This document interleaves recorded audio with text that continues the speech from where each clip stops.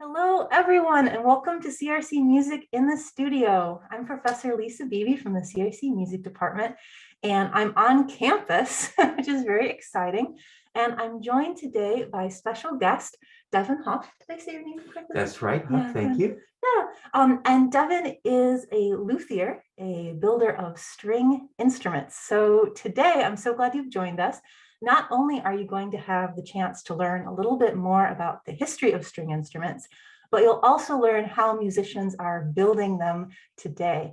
So welcome, Devin. Thank you so much for joining us. Thank you. Thanks for having me. I appreciate the opportunity. Yeah. So I'm a luthier, violin maker, something that I aspired to relatively young. My grandfather was a violin maker. He did it primarily as an amateur, mostly after he retired, but because the instruments were everywhere, I played violin and had it in my mind, and I'm not sure where this came from, perhaps seeing his shop and smelling the varnish and seeing all the sawdust, that when I was ready for a full size around junior high school, that I wanted to make my own. And he was very indulgent and didn't live too far away. So I started spending summers about 2 hours away from where I grew up in Southern California, where he was. And we'd build an instrument this summer. He had quite a collection of books of museum instruments, pieces that were from previous eras. Of course, the violin goes way back already, probably to the early 16th century. And many of these instruments were from that period or even later, but they were so different and so stylistically inventive, creative, and the ornamentations were so wonderful. So I just pored over those books and developed an interest that I still have in early music instruments. So today I am making instruments, I'm restoring old instruments, I'm repairing many broken instruments, and the types that come in really run the gamut from mostly professional instruments that need to have bows repaired or bridges adjusted, to student instruments that have been tripped over and broken in many different pieces. Oops. It happens, and someone has to do that, and it's important to get everybody going again. So I do a lot of that sort of thing. That's awesome. If we have any string players here today, violinists, violists, yeah, there we go. Cellists, bassists in the house, guitarists, go ahead, let us know in the chat. Also, everybody, if you have any question at any time, please go ahead and let us know in the Q&A section here on Zoom, or you can let us know in the chat, and we will answer your question. Yeah. All right, we have a guitarist in the house. Excellent. Thank you, Lori. Welcome.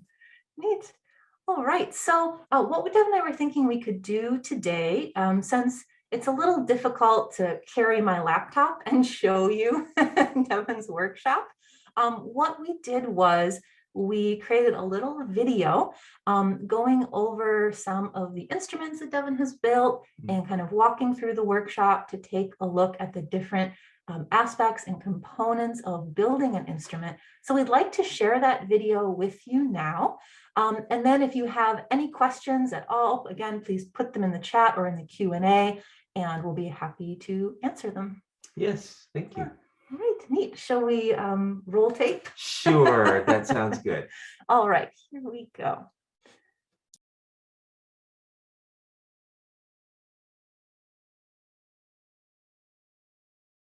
This is the back of a new violin that I'll be making, and it is just getting started in so much as I have joined two pieces, and there's a joint down the middle, and so this is two pieces of wood, like the top starts out, narrower, but split down the middle, and then joined together. We call that bookended because essentially you take the two pieces and you join them this way. So this side is reflective of this side, and flatten it, and I will carve the arching of the back with gouges. Right now very thick. All of this superfluous wood will be carved off. That was just to square up my piece so that I could cut it out. And I will carve that into the shape that the violin has. And then scoop out the inside, again with gouges, to roughly the thickness, usually about 4 millimeters thick in the middle, out to about 2.5 at the edges. That can vary depending on the model and the arching and this sort of sound that we're after. A slightly more robust instrument will have a more powerful tone, and a slightly lighter, thinner instrument will be a bit sweeter and lighter in its character in general, and that can vary a good deal. So yeah, then once the top and the back are done, then they are glued to the ribs, and the neck is then inserted, and fingerboard fit to that, and basically ready for varnish. Once the top and the back are completed, they'll get glued to the ribs, and the neck will get put in. And I mentioned the purfling that gets put. I'm going to show you just quickly, sort of a finished violin, so that I can illustrate the process. So I mentioned the arching of the back and the top. So you can see this swell here, and a lot of people think that that's bent. In fact, as I mentioned, it starts off flat on this surface, and then it's carved in, and then it's scooped out, and the same with the top. The top has a few more steps to it, in so much as we have to cut the sound holes, and there is a strut that's glued on the inside, a bass bar that runs the length of almost the length of the top, right along underneath the bass foot of the bridge on a violin, under the G string side of the bridge. And that offers some structural support and some acoustic support for the tone on the lower end to get the top vibrating more efficiently all the way up and down its length. On the treble side, there's a sound post, and that is not glued in. That is a dowel that is wedged in between the top and the back right about here. And that's about the last thing we do before we string it up, is to set that sound post. And then we'll varnish the instrument. I mentioned the purfling. That is inlaid before we varnish, obviously. Strips here. Much more simple than the Viola de Gamba I showed earlier with the patterns. Most violins tend not to have that type of elaborate decoration, but they do have the traditional carved scroll, and you can see that's a finished one. This one is in the process, so I still have to cut out the peg box, do the fluting down the back and around the top, and chamfer the edges, and eventually get the neck finished up for the hand. So that is the process, very quickly, of my process at least, how I put these things together. I've mentioned about my process, and I haven't really explained a lot of the machinery and the various tools that I use to make these instruments, and the tops and all of that. So I have a utilitarian, very old, this is a jigsaw. This particular one, I've never seen anything like it. It's probably over 100 years old. The motor has been changed, but it's basically what I use to cut out the tops and the backs. The very thin blade allows me to cut fairly fine turn. So even the scrolls, I can cut those out, and get things roughed. After that, I usually will use a file to clean things up. The lathe I use, it's relatively specialized, but with especially Baroque instruments, I make all of my own fittings, so tail pieces and pegs, and this is particularly useful for pegs. It also comes in handy for repair work when I need to make dowels and shape various things that are going to be used to pin things together and such. So I use that a fair amount as well. Some of the hand tools are over here. I've talked about gouges and chisels and such. I have a lot of these. These are curved gouges for rougher work. This is a little bit finer, less of a curve. I use that for almost shaving the wood into its final form. And then when I do need to do that final smoothing, I use some scrapers. They've got curves of various amounts so that I can scrape the wood pretty smooth with that.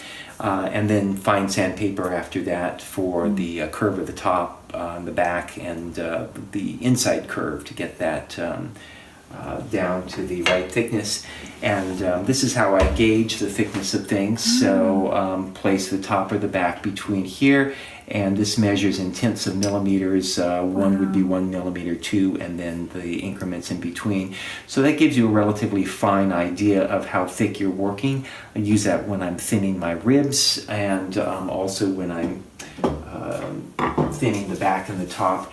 This is a template I use to give myself an idea. I can lay this over the partially scooped out back or top of an instrument, then trace these concentric circles, and then measure where I am on those circles, on those lines, and eventually get down to, as I mentioned, somewhere, in this case this was a top between 3.2 and about 2.4 at my edges, and keeping a relatively consistent diminishing of that thickness from middle to the edges. I've shown you a finished violin, and that is actually Baroque violin because that's what I have.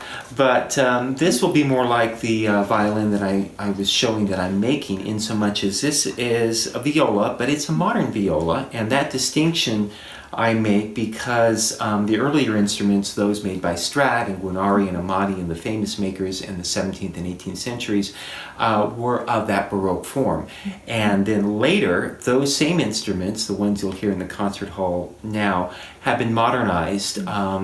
And to do that and to turn them into an instrument that is in this form, this modern viola, those necks were cut out, and new necks were grafted into the existing peg box. So let me show this particular one, and I'm holding this from the profile because it gives you a better angle, a better idea of the neck angle, which is now leaned back more and gives a greater string angle of the strings over the bridge, more downward pressure, more tension. String tension was increased, the neck angle was lengthened, the fingerboard was lengthened so that higher notes can be reached. You can go all the way up to the end of the fingerboard and extends the range of the instrument. But primarily these angular changes were made so that you would get a louder sound. And music of the period was getting towards bigger orchestras, and the soloists needed a much more focused, penetrating, powerful sound. Strad, Guarneri instruments were already tending that way through the more subtle changes of their construction, the subtle aspects of their construction. So they were good candidates for this change, and they really came into their own essentially when the string tension increased. By comparison, I'll get my Baroque viola. To the extent that they are different, shorter fingerboard. I'm not using a chin rest or a shoulder rest on this instrument. Subtle changes, the bridge is a different design. The bass bar I mentioned earlier in construction is a little shorter and lighter, but the most notable and the biggest change we do when we're either converting it to modern, or in my case, very often I'll convert a new modern instrument back to its original old form. The neck is more upright. This one has a little bit of an angle backwards. It was, this is a copy of an instrument that is in the Smithsonian and still has its original neck, Gennaro Galliano. And by the later 18th century, they were starting already gradually that process of giving a little more string tension. But they tended to be more upright, and therefore a flatter string angle over the bridge because the net essentially was higher already. That flattened out the string angle, and a little bit shorter, and the sound, which we can demonstrate, is somewhat different and gives a different character to that older music, and we tend to hear more performances these days of that older music on instruments that are either original, old, in Baroque form, or built back. So, as a way of demonstration as to how the instruments sound, and a little contrast here, I'm going to play this modern viola that I was showing with a modern bow, and I haven't yet sort of distinguished between the two styles, but you'll see when I'm using the Baroque one, how it varies from this modern one. But this is a minuet from the first cello suite of Bach, and it's obviously on viola here, and this is the modern instrument.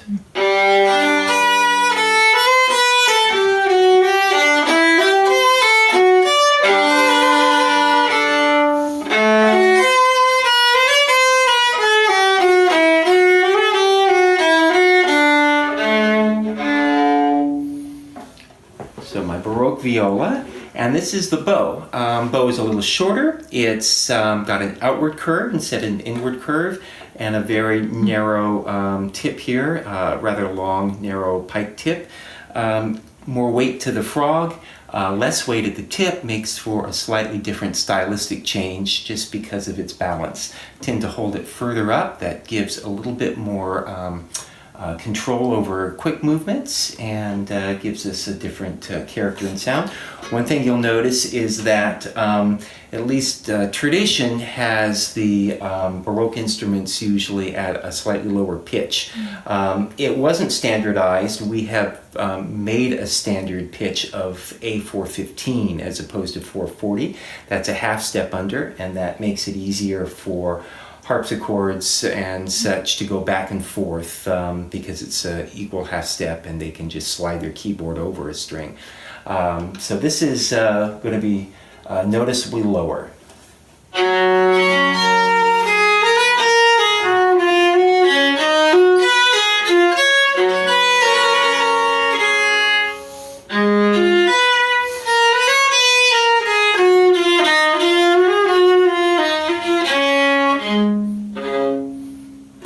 So a little bit lighter sound, a little darker in general. The strings I didn't mention have also changed. These are gut strings.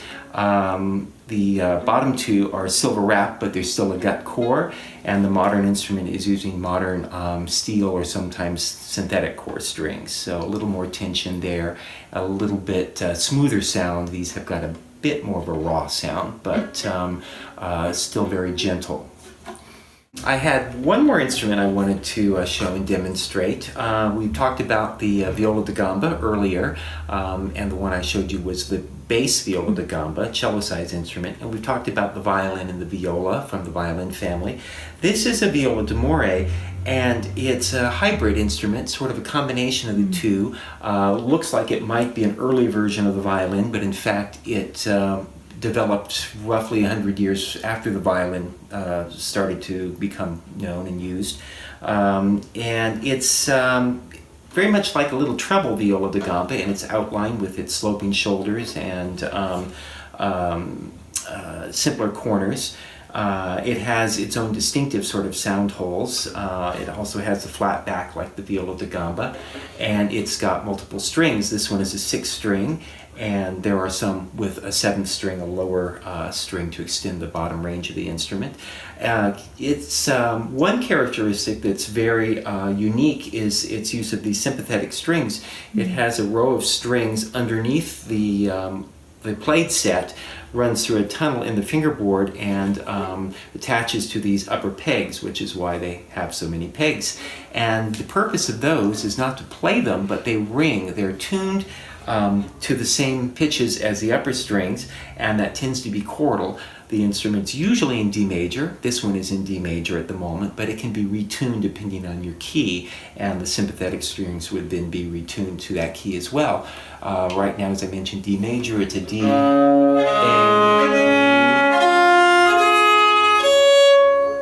A, D, F sharp, A, D, and you can sort of hear it's very chordal when you play, and the sympathetic strings ringing underneath. So I'll play a quick short little piece as a demonstration. Vivaldi played the instrument and wrote for it, wrote several concertos for the instrument, and also wrote some arias with voice accompanied by Viola de Moray. This is from an oratorio of his Judith Triumphant for mezzo and Viola de Moray.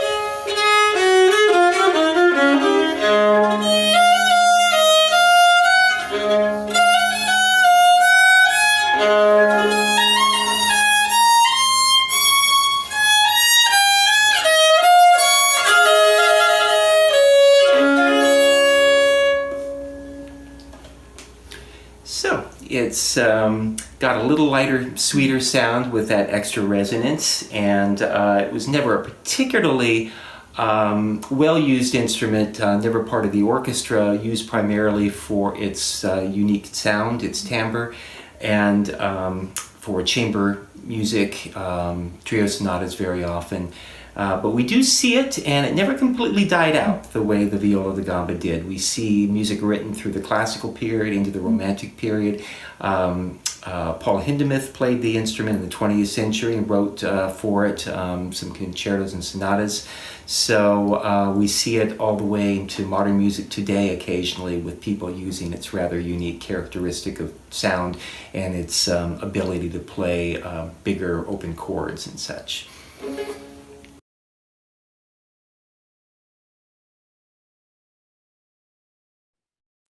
Hi, everyone. Welcome back. Thank you so much for your comments in the chat while you were watching the video. We hoped you enjoyed it and enjoyed the workshop tour. There's lots of things we still want to talk about today, but maybe first we'll go to some of the questions that we received during the video. And the first question is the name of one of the tools that was being used in your workshop, and that's the tool for measuring the thickness. Oh yes, those are that's my caliper, and I got that. You know, you wouldn't believe how many violin makers there are really out there, and how big a market it can be, at least worldwide. Most of these tools are European, and a number of the violin supply places where you might buy strings and tailpieces and pegs and rosin also sell wood and a lot of tools. And so these calipers are made in Germany, and they'll measure, as I mentioned, to 1/10 of a millimeter. That's about 2 swipes with a scraper. So it's not an awful lot. And I have to admit that sometimes I may be shooting for 3.2 at one point, and it might be 3.3 or 4 over here and 3.1 over here. That is pretty usual. And if one's measuring old instruments that have been opened up, you'll find that they had to make a living, they had to work and finish things up, and if they were off a little bit here or there, it wasn't a big deal. More or less, it was a matter of trying to balance the flexibility at the top or the back so that it would vibrate. And, most of these measurements that I go by are a starting point. And then you can sort of tap the instrument, see how it, the pitches it responds to and how easily it responds, give it a little flex with your hand and see if it seems tight or if it's feels flexible enough that it's going to respond well. So the tool is a help, but it's not the last thing. So it's an aspect. Yeah, kind of more of a guide it's than an more absolute. exactly. Yeah, it's better than trying to pull it out of thin air. It gives you a starting point. Yeah. It's so precise. Mm. And then kind of, you were also mentioning the same places where sometimes you'll buy tools and various other components also will sell the wood that you're using to make an instrument. And Yes. that kind of ties in really nicely to the second question we had Right. here, which was asking about sourcing the wood for instruments. And Laura mentions that some modern guitar makers have initiatives to find more sustainable varieties of woods. Is there something kind of similar in instruments you build? Yeah, there is to some extent, and this goes perhaps a little bit more towards bow makers. And I have made bows, but the material that's most common for high quality violin bows is Pernambuco, and it is a South American tropical rainforest hardwood. Very dense. The better pieces will sink in water. And it's not easily replicated by other types of woods. It has a certain quality, very specific, that's dense, but also flexible. If you were to break a piece, like break a bow, it would be very fibrous. You know, it wouldn't just perhaps split across the way a piece of maple or something else might. All those make it really well suited for the specific qualities needed for really high quality bow. And yes, bow makers very often are giving back and creating initiatives to try to sustain these woods for future use. Already it's on a list that's, I can't remember specifically, but it's recognized as being something endangered. And there are new growth out there being planted, but it's going to be a little while before those are ready for use again. So there's a bit of a difficulty now, I think, finding some of these ready for use. So that's something to be considered. The spruce and maple I use primarily with the violin, the instrument itself. Not quite so difficult to get at this point yet. And most of the wood I get are European varieties. And that's basically just because I'm making a lot of copies of European instruments. A lot of the early instruments I do are either specific copies or working in the style of, and these woods are nice to use as, you know, a starting point to create these things. I also like the density, especially of the European maple. It's not quite as hard and dense as northeastern American woods. So I think there's a little more flexibility, and they break in a little more easily, a little faster. They also have a certain narrowness of the grain, and their flame is usually a little bit more striking, but there are sources. As I mentioned, I have suppliers, and occasionally I'll use wood that I find or people have given me right out of a tree, and I'll cut it. I've got some pear wood I'm waiting to age for an instrument I want to make that's made from pear. So another couple of years, and I should be able to start working with that, I think. So it comes from different places. That's really cool. I play the viola, and there's so many things I've never thought about, sort of what goes into where the wood that my instrument, that is made from. Where did that wood come from? Or my bow, where did that material come from? So it's really cool to think about. And this kind of, I have a few questions. Well, one of them, Sure. I thought maybe we could, for the folks watching at home, we've kind of thrown out the term early music or early instruments. And maybe we could kind of talk a little bit more about what we mean when we say early music or early instruments. Right. This goes back to my interest as a child as well, because these images that I mentioned earlier that I had seen in books really were what drew me to this. And it was about the same time we started to hear recordings coming out of Europe of music, primarily Renaissance, Baroque, early classical music. So from the early 16th century through the early 18th century, essentially. And the instruments that were used to play music like that. So I did bring a book to illustrate and show some of these things that perhaps are better shown than described. So an instrument that I mentioned before, Viola de Gamba, it's a family of instruments. sorry, this is low tech, but this is one built in England, probably the early 16th century. Yeah, that later 16th century, excuse me, 1500s, late 1500s. So they could have relatively elaborate outlines. A more standard outline is something like this. This is perhaps something that you might have seen images of. Cello-like, this particular instrument, it's a bass viola de gamba, a little smaller than a standard modern cello, longer neck length, played with frets on the neck and 6 strings, tuned in a similar way to the guitar, with fourths and a third, this time the third in the middle between the two strings. Let's see, there was an image of some of the decoration, because it's really the decorations.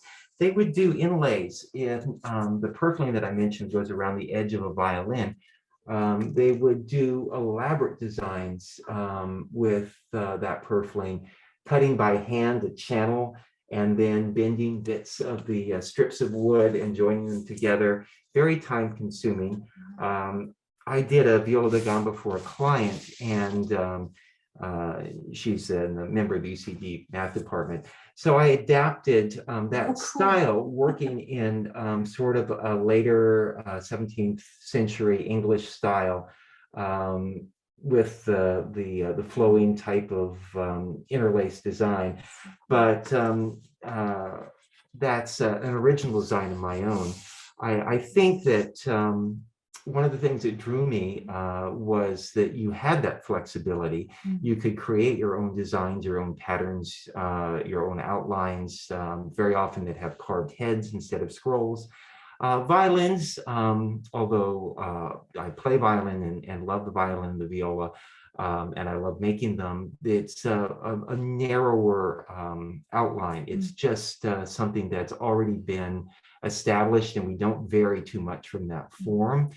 Even the scrolls, when I vary a scroll design, it's just a very slight change in perhaps its overall size or its width or something. It would look obviously like a scroll and not like anything else. But these instruments allowed for a lot of more individual creativity, and that's one of the things that drew me. So that's where some of these, you were asking about these instruments I was referring to, that's what some of those are. Very cool. Yeah, and I learned a little bit about, sort of musicians in the 1960s and 1970s became more interested in learning about music of the past, music from before the early 1800s. And there was a movement called historically informed performance practice, where musicians were wanting to go back to primary source material. So going back to manuscripts to try to see, what did the composer write exactly? And then in terms of instruments, going to musical instruments in museums and studying them and kind of studying how to recreate those instruments so that they could play music of that time period on similar instruments. So when you're building, let's say, a viola de gamba, and you're basing it off a historical model, which is something I know you've done, kind of what's your approach to that? Where do you begin? Very often I've been asked by a client to build an instrument, and so there'll be a lot of input from the client. They may have an idea what period they're primarily interested in playing, what region perhaps they're most interested in. I mentioned a couple of English gambas. The Germans also made a number in slightly different style, and the French had their own style that was perhaps a little less highly decorated, but they added a 7th string to to extend the range down on their instruments. So several composers from the late 17th, early 18th centuries, Monsieur Saint-Colombe and Moray, who were gamba virtuosos themselves and wrote a lot of music. If you were going to play music of theirs, you need to have a 7-string instrument, because you'll miss out on that, a lot of their music in that lower range. So they'll give me an idea what we're looking for. Very often they'll point me to an instrument that they particularly like or certain aspects. Some people don't have much input and I'll get to choose on my own. Some people are very specific and I'll incorporate those. And usually if that's the case, I start out on paper. I brought along, again, this is just some actual paper. Yeah. That, it's fitting we're talking about early instruments, that paper. that I draw out, usually some sketches, and then fill in the dimensions with my outline. And eventually what I've got is a set of plans that I can use to make my templates, my molds, and I'll establish my neck angle, my bridge height. All of those things are quite important for the playing of an instrument. And it's sort of my starting point. Before I even get to wood, it's necessary to have an idea how I'm going to shape that wood. So that's where I start from.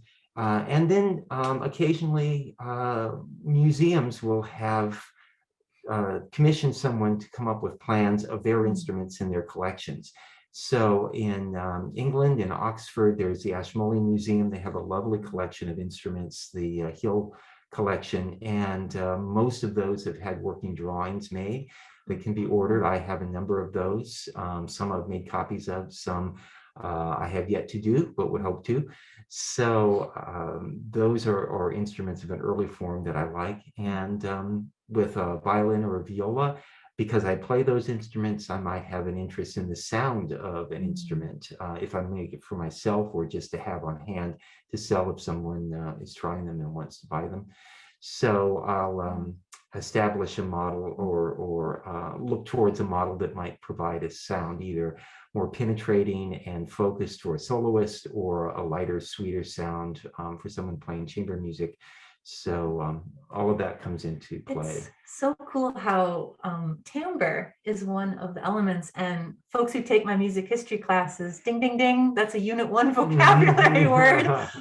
Timbre, Timbre, refers to the tone quality or the tone color of an instrument. And instrumentalists, often you're looking for maybe a specific tone color or quality. It's just like we all have our own unique speaking voice, or how maybe we change our speaking voices if we're trying to project to a group of people, or if we're trying to get a baby or a puppy to go to sleep. You know, we have kind of a sweeter timbre. So it's interesting how musicians who are playing with a different type of ensemble or group might look for a specific timbre. Yeah, and I haven't really spoken a lot about the bows. I answered a question about woods, and that comes into the bow. But in the video, you'll notice I touched briefly on the 2 different types of bows. Actually, it's really more than 2. It's more linear. They started out in the early period of these instruments I was showing. And I'll start roughly around 1500, because that's when we start to see the emergence of the violin. At that time, the bow was much shorter and much lighter, had more of an outward curve rather than, if you're a violinist, violist, cellist, you'll notice your bow has got an inward curve. So the hair lies closer to the stick in the middle and further away at either end. It would have been the opposite with a Baroque bow, usually a very light, narrow tip and heavier at the frog. And that really informs the way the sound comes out too, and the way that music would be interpreted. So you would have always your strong would be on a down bow, because that's where the weight is, and it sound dissipates as you get towards the tip.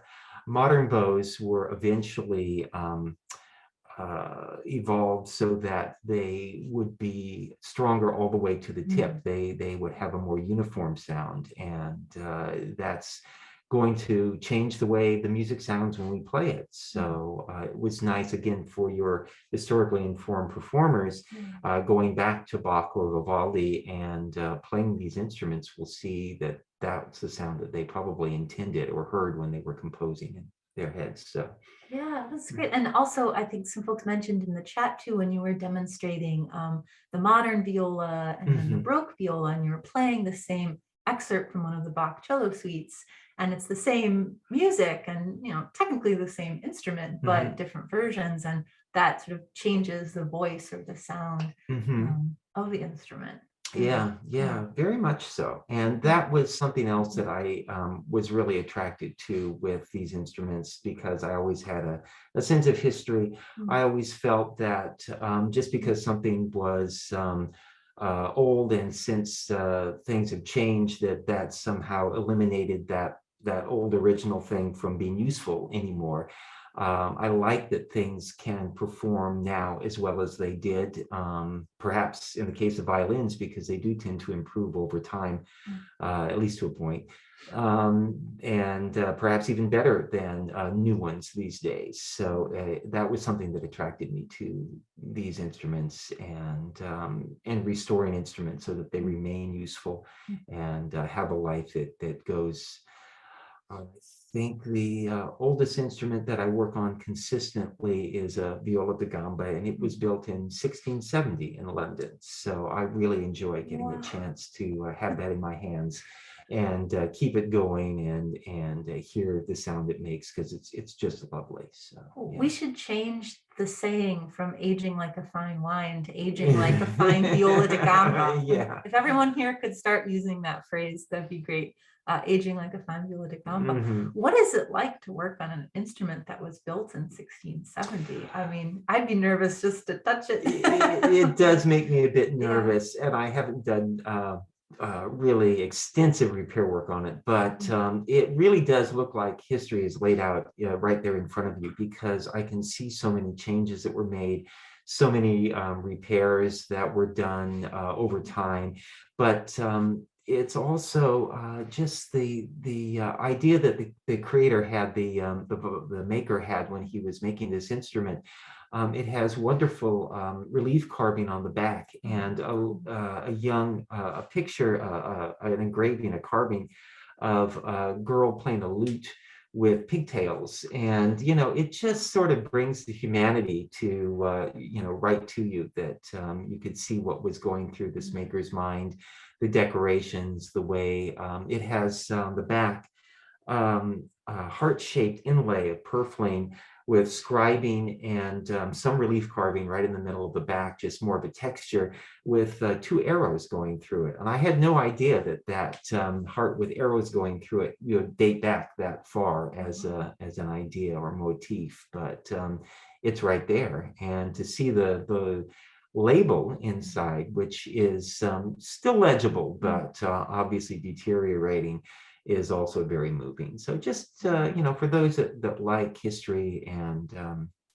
enjoy having a chance to have hands on something like that, it's really very gratifying. It's such a cool intersection of music and music history and also art restoration, and kind of a fine craft to work on that. Yeah, I don't know what word best describes. I think I've always liked the word artisan. I don't consider myself an artist. This is primarily design and craft, but put them together, and there is a certain amount of individual input that goes in. We're not simply making copies. I do at times make copies of instruments, but I usually find, even if it's not necessarily intentional, that there's a fair amount of my own style that comes off in every one anyway.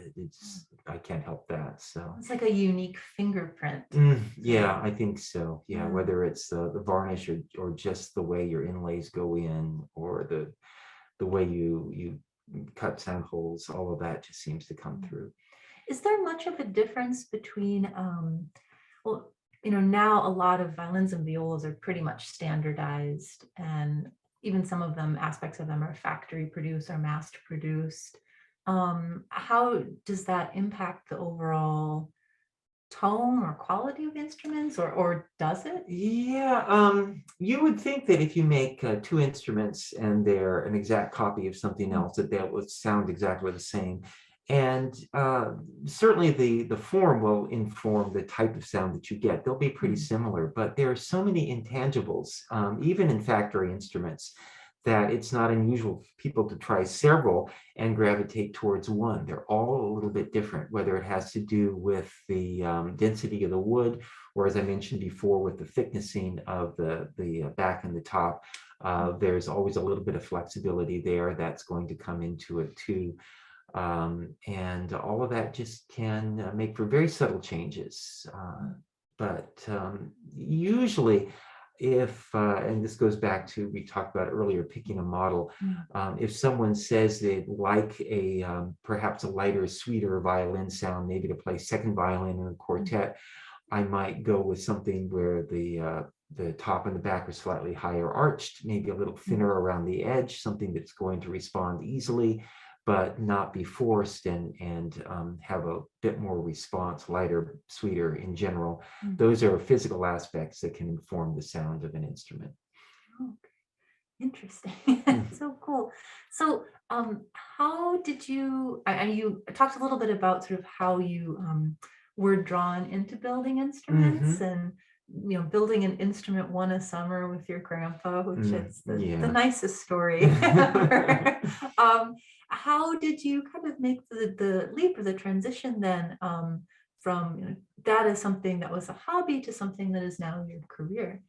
I think I realized that there were some limits to my knowledge and my grandfather's knowledge. I felt I always just wanted to do that. Early on, it was nothing more than I'd build a violin and I'd sell it. And I liked working on instruments, and it was really not any deeper than that. But at one point, I realized that there was a business aspect, and I should probably fill in some gaps I had. My grandfather used a commercial varnish. I wanted to make my own varnish. I wanted to make my own everything.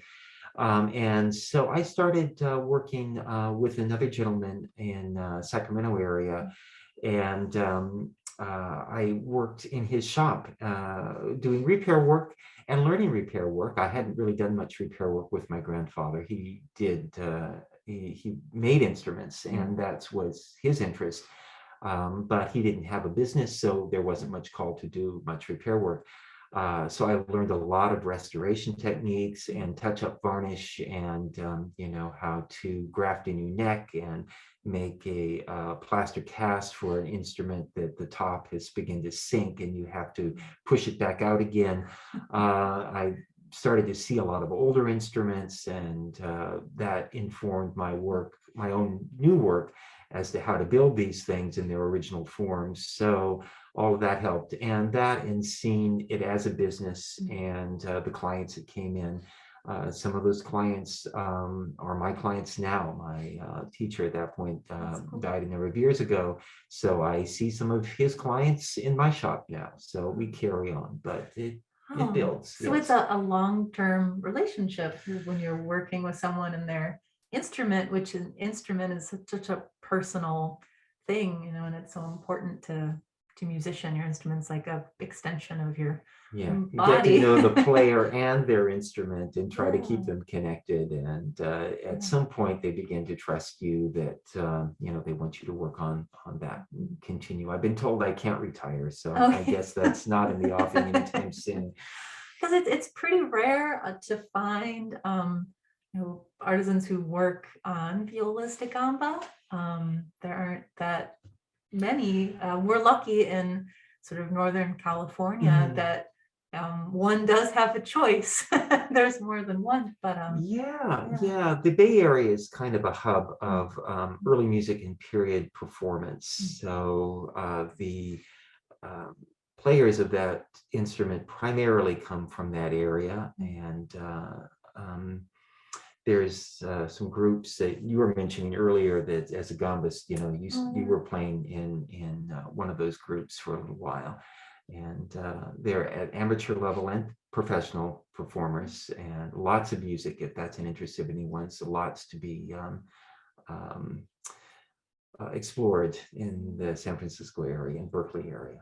Yeah, there's the Viola de Gamba Society of America has local chapters, and one of the local chapters is Northern California. They're mostly in the Bay, and so they once a month they have a play day where everybody gets together and plays music, and they're very welcoming to musicians of all skill levels. What's also nice is they have an instrument rental program. So at the time, I didn't have a viola de gamba of my own. So I was able to rent one at a very affordable rate until I was able to get an instrument of my own. So really wonderful resource if you are interested in learning a little bit more. Check them out as well. Yeah, absolutely. Yeah. Mhm. Yeah, so is there anything else you'd like to share or show? We have about 10 minutes left. We can take some more questions. If anybody has them, If please anybody has questions, throw them please. in the Yeah. chat. Yeah, maybe one thing while folks are thinking of questions, we can talk about resources and kind of where to go from here. So if you're interested in learning more about early music or early music instruments, would you know what kind of resources there might be out there for folks in terms of websites or different organizations? I would suggest if anybody really wants to explore this sort of thing, and this is primarily, I mean, not specifically, but primarily for modern string players that are looking towards this. There is the San Francisco Early Music Society, better known as FEMS, and they sponsor concerts. They have, as you mentioned, Lisa, they do have rentals for these violas de gamba and other instruments for people interested in exploring that. And one thing that I enjoy doing every year, there isn't a pandemic, is a summer workshop. They have several. They have recorder workshops for wind players. They have Renaissance, or what they call medieval Renaissance workshops. I go to the ones a week long. It's for Baroque music primarily, music from roughly early 1600s through mid 1700s. And people will show up sometimes with modern instruments. Very often we'll tune them down a half a step. I think I mentioned in the video that the Baroque music tends to be at a slightly lower pitch. Also, there are sometimes instruments that can be rented or obtained from other people and borrowed. We've had many modern players come that are wonderful players, but are more interested in perhaps learning a bit of period informed performance practice. And wonderful coaches that are professional musicians, violin coach, viola de gamba coach, cello coach. We even have winds, flute, recorder, and lute for those that are plucked instrument players. A wonderful English lute coach, or he has been for the last number of years. So really a lot to learn from something like that, and really a lot of fun too, because you'll be placed in ensembles, and lots of composers that I was never familiar with, I am now, and I've been researching. And the music itself, of course, you can Google and YouTube just about anything, composers from, or music from various composers, and I've been able to search out on some sites music that I can download if I hear something or have heard of something that I want to explore.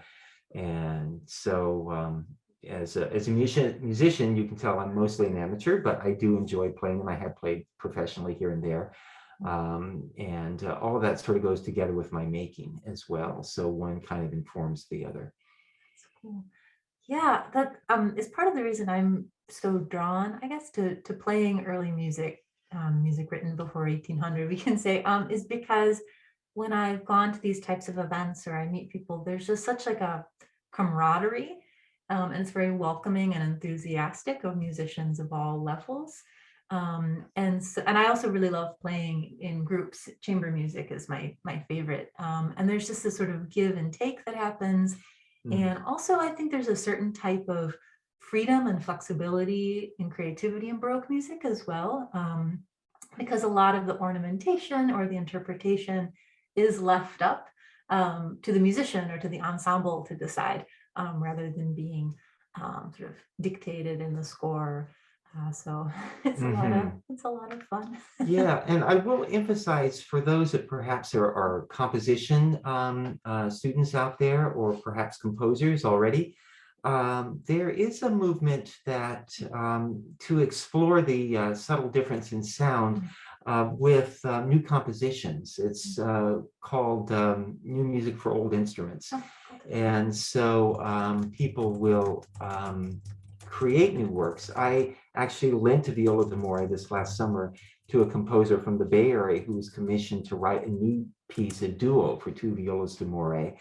And as far as that instrument goes, unlike the violas de Gamba, lutes, many of these other instruments that were from that period and then just fell out of usage and then rediscovered later, the Viola de Moray never completely died out. So we do see music written through the classical period by Haydn and Stamitz into the Romantic period. I've got a lovely late 19th century French piece for viola de Moray and piano by Leon Pilot. I don't know how to pronounce it, and I've never heard of him before, but it's a gorgeous piece.